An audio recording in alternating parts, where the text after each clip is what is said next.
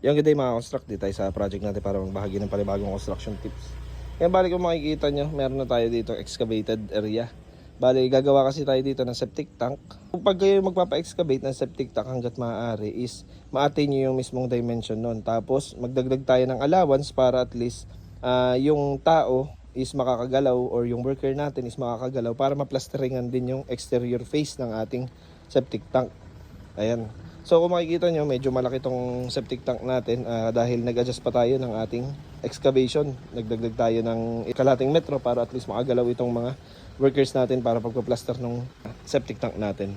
Probably by tomorrow umpisahan na natin to. And i-drain lang muna natin at sisiguraduhin natin na hindi magkakaroon ng dumping ng tubig.